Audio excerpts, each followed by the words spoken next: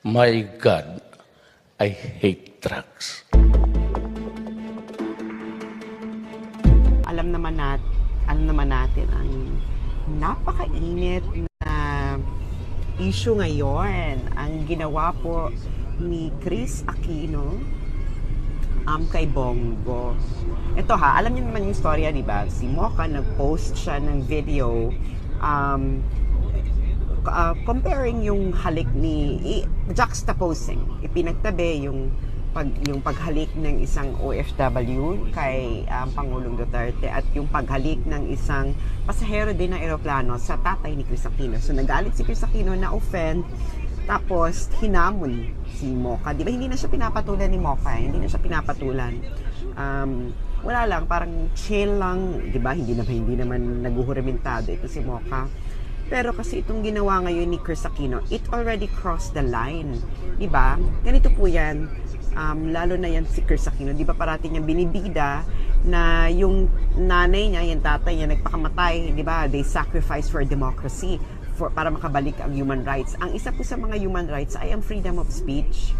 Alam niyo po, ikaw Kris, you need to learn your lesson. No, you have to end your sense of self-entitlement.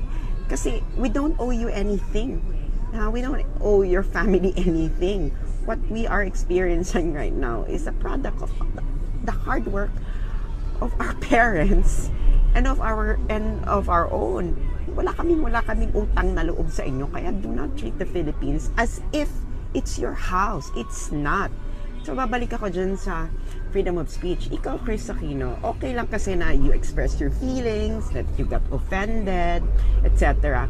Pero you calling a public official like Bongo, and then you confiding there, at alam naman natin yung iyong goal.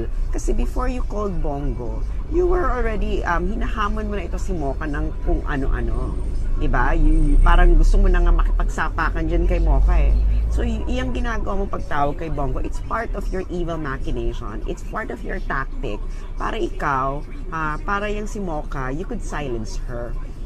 You know what? I could respect that you were offended, and I could respect your right to say that you're offended. Pero, girl, you don't have any right not to be offended. Walang ganyang karapatan. You know, you should have respected Mocha's freedom of speech no matter how it offended you. Because that is the only way that you could honor yung pinagmamalaki mong human rights, na ang freedom of speech ang isa sa pinakamaganda at pinaka-importante na sinabi mong pinag-sacrifice ng iyong parents, di ba? Your father, sabihin na natin your father died para bumalik yung human rights. Sabihin na natin pati yung nanay mo, sabihin na natin nag-sacrifice sila. You know, the freedom of speech that they fought is not, it doesn't include the right not to be offended. Girl, walang ganon. Kaya ikaw, yung ginagawa mong nilalapitan mo yan si Bongo, para ganyan, alam naman natin na gusto mong patahimikan yan si Mocha kasi nasaktan ka, nasira yung myth surrounding your parents, di ba? At isang Mocha Uson lang ang nakagawa sa iyo niyan, di ba? Nasaktan ka, at hindi lang yung nasaktan ka, gusto mo ring magkaroon ng malapit na rin yung pelikula, gusto mong magsalita. You know, we want from you, Kris Aquino, your commitment, your commitment to the real freedom of speech, which includes the right to say everything against anyone, dead or alive, especially those who are public figures. Your mother and father are public figures. They deserve our criticism, especially now that things that have been long hidden from us are now being uncovered. Diba? So, ano yung pinagagawa mo? Itong kabilang pamilya, nakaaway ninyo, diba? We have been doing this to them. Pero I haven't heard any one of them do an FB and annoy us with this drama. Diba? Ikaw, you are in a position of power because ikaw na rin nagsabi, yung nanay mo dating presidente, yung whoever, yung tatay mo, sabi mo, hero, your former brother is a former president. People in power like you should have been more, should have exercised their influence and power in a more restrained way. Diba? And you should have respected the freedom of speech of other people. Diba? Okay lang nan that you express that you're offended, pero that you would have go out of your way and talk to a public official like Bongo, ha? Tapos we all know naman kung anong gusto mong pagawa kay Bongo. It sends a chilling effect against all of us na ngayon pa lang nalalaman ang katotohanan tungkol sa inyong tatay at nanay. Diba? Ano na mangyayari kung kami naman yung magki-criticize? Diba? What message are you sending? Diba?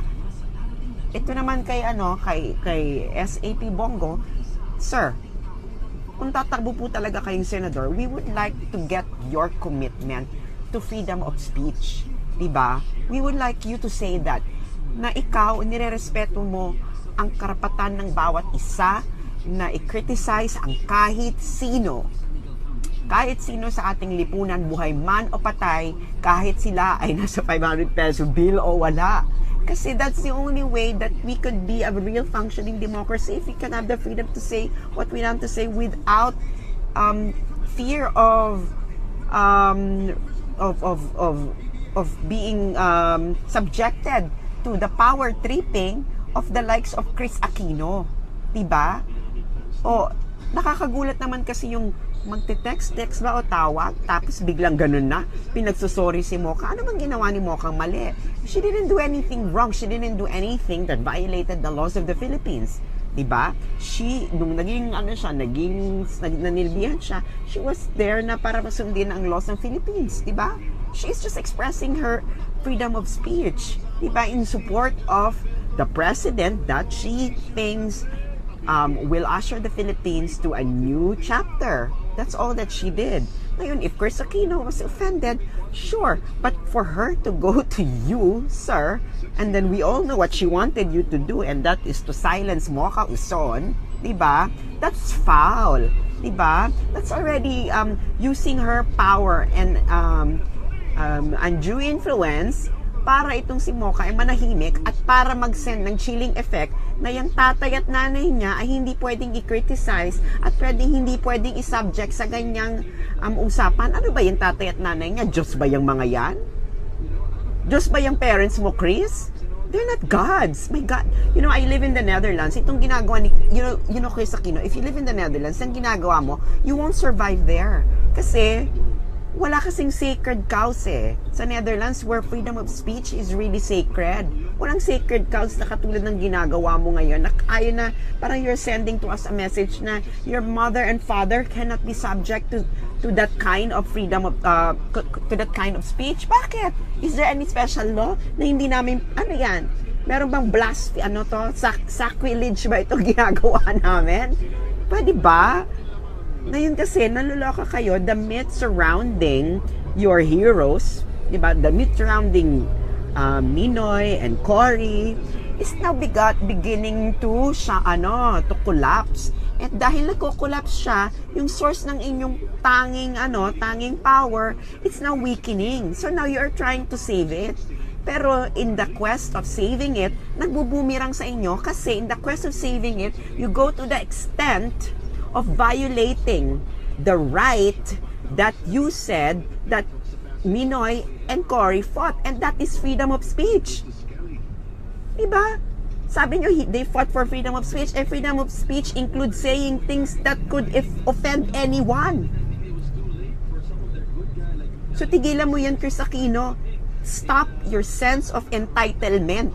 No, the Philippines is not your house. The Philippines is a democratic country with its own laws and a country that respects freedom of speech, which includes saying things that may or may not offend other people. Kung hindi mo yan alam, Kris Aquino, you don't really know the thing that you said your father and mother fought.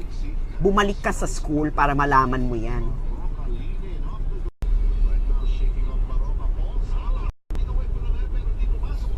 Hello po, magandang hapon po sa inyong lahat. Ito po si Sastro Ganga Sasot ng For the Motherland Vlog.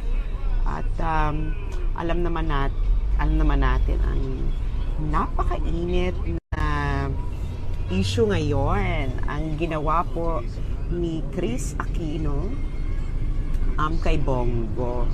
Ito ha, alam niyo naman yung storya, di ba? Si Mocha nag-post siya ng video comparing yung halik juxtaposing, ipinagtabi yung paghalik ng isang OFW kay Pangulong Duterte at yung paghalik